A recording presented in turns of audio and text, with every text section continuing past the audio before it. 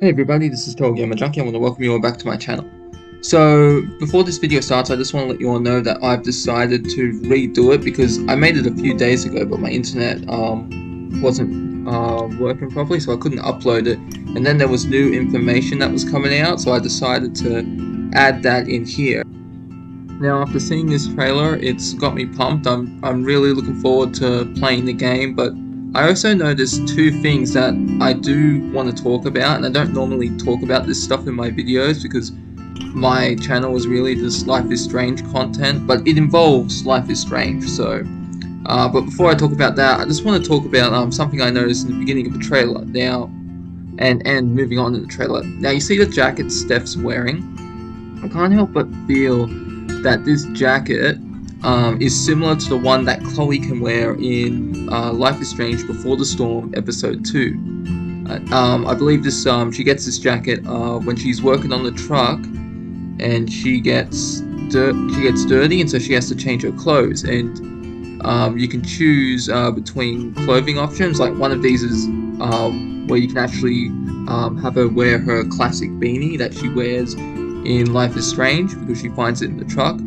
But this outfit, the jacket I'm talking about, doesn't come with the beanie. But I'm just saying the jacket, I feel like it's the same one from Before the Storm, but they've just modded it a bit because back in 2015, I did a course in gaming development. Like the government cut funding, so sadly I couldn't finish it. I don't know if I would have finished it anyway, to be honest. It's a bit too hard because making games isn't as easy as it's advertised. But anyway, what you can do with certain assets, like involving clothing and items, is that you can modify them. So it's the same item, but you can add stuff, remove stuff, change color, change textures and whatnot.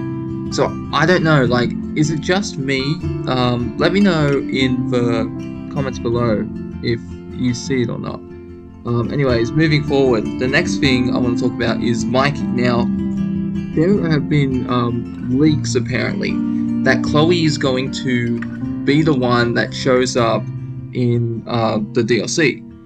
Because when you go to the Life is Strange website, like where you can pre-order the game, like I know you can pre-order it on PSN, Xbox, PC, but I mean if you want an actual physical copy, you can go to the site to do that.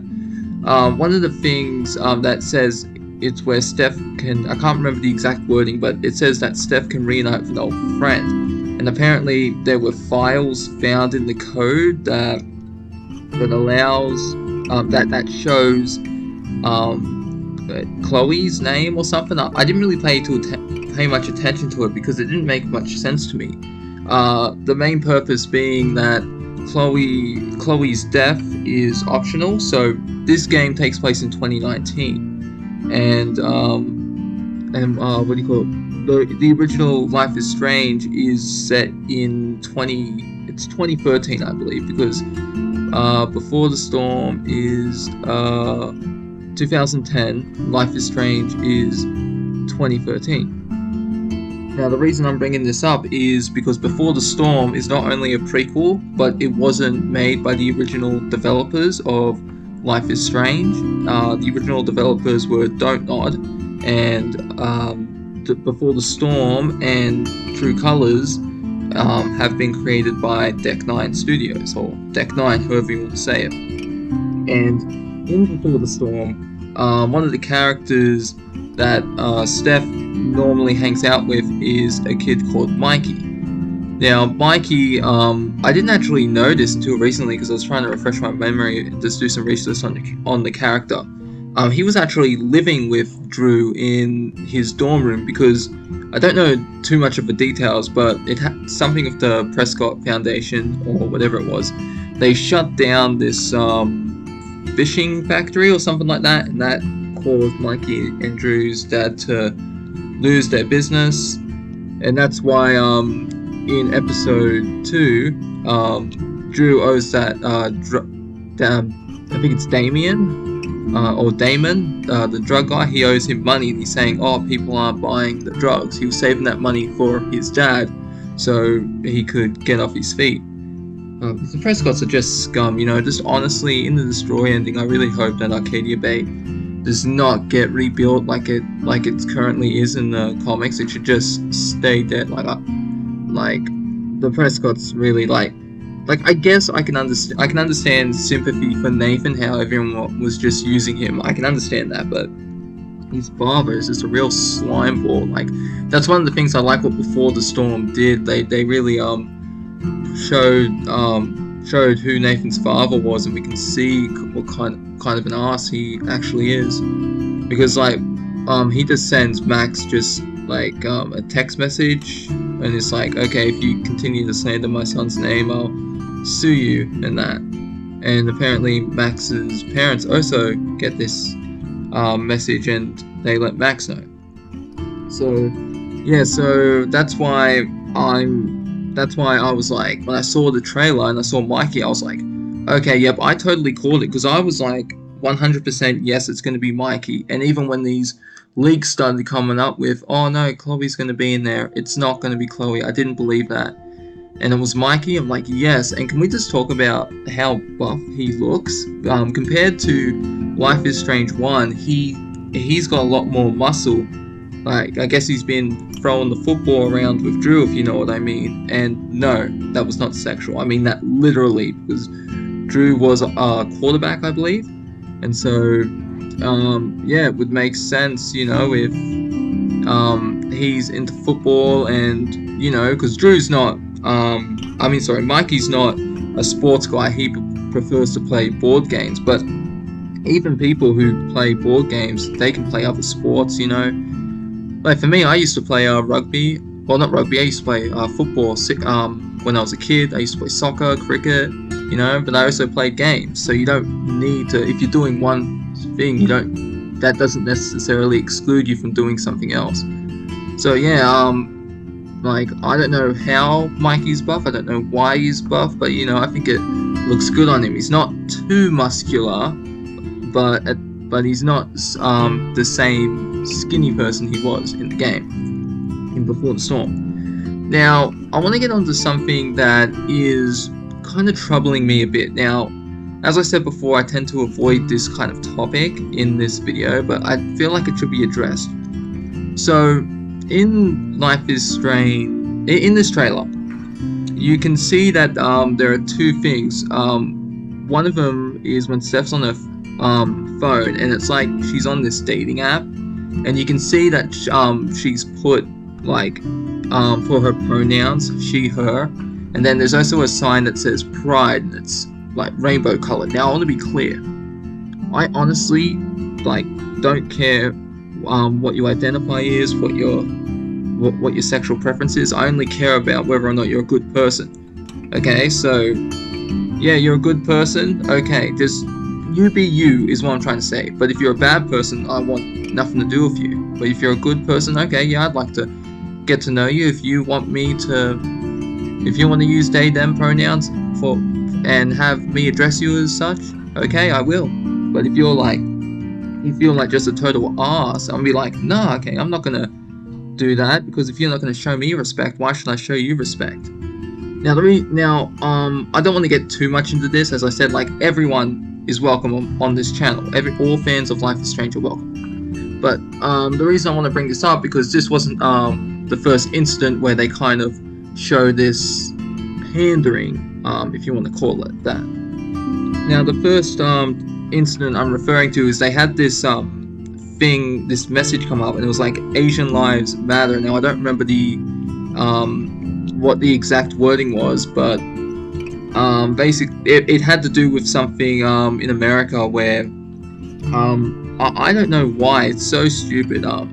Basically there was a group of people, and they were beating up Asians, which is like totally not cool, and there wasn't even a reason. They were just doing this, and they were blaming the Asian people for it. And so Deck 9 decided to put this messaging in one of the trailers, or on Twitter or something, which, like, I want to make this very clear. I'm totally against this random acts of bullying and that, especially riots on the street. But I just don't know why it was necessary. Is that because of Alex's like ethnicity? Like, I don't know.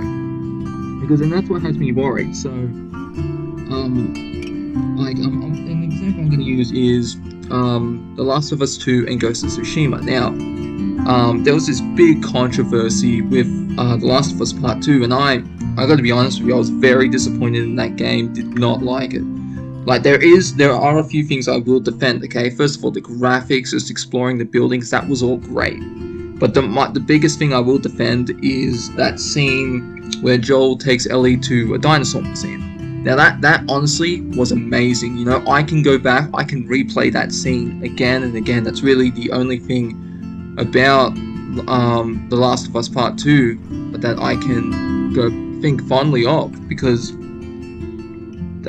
they butchered it, man. It was such a disappointment. I can go back and play the first one again and again and again, because that's a goddamn masterpiece, but the second one was really such a disappointment. And then you had these people coming out saying, oh, if you didn't like it, you're a misogynist, you're sexist, it's like whatever. And then Ghost of Tsushima comes out, and I was not expecting to like that game. When I got it, blew me out of the water. It was like a punch in the gut, but like when I got punched in the gut, like I spewed up a rainbow.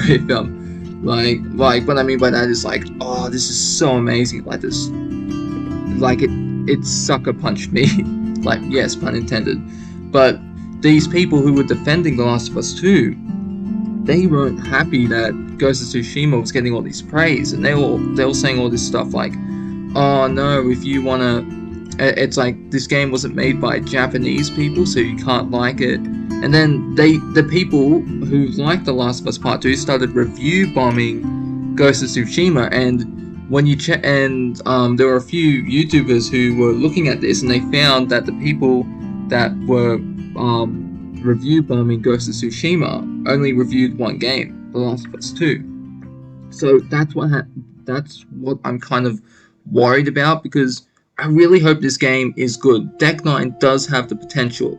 Like, Before the Storm, while I understand why people have gripes with it, I mean, I have my own personal issues with it, mainly mainly how Rachel Amber was presented in it. But, you know, you have to understand that they didn't have much creative freedom, because this was a prequel. They had to stick to the lore and the continuity that was presented in Life is Strange. But now that Square Enix has given the publishing rights to Deck 9, they can make whatever game they want, and I do believe that they have the potential to make something great. I just really hope that this isn't some bait and switch. You know, we see all these good things, and then they just start using this game as propaganda, just pandering, like, to a certain group of people. Like, no, when I play a game, I play it because I want to be invested in the story. Now, I don't like war games, but, like, for example, just playing basketball and cricket games, that's not me. If you like those games, okay, but not every gamer likes every game. So, yeah, that's what I hope Deck 9 has really just thought about the characters. I really hope when they made this game, they put story first, character creation that's just above, like, needless pandering, because I don't want that in this game. So anyways, those are really my thoughts on this video. I do have some other videos about this that are currently being made, which I want to discuss in another video. Anyways, I hope you all enjoyed this video, and let me know your thoughts and comments in the description below. This is TotalGamerJunkie, signing off.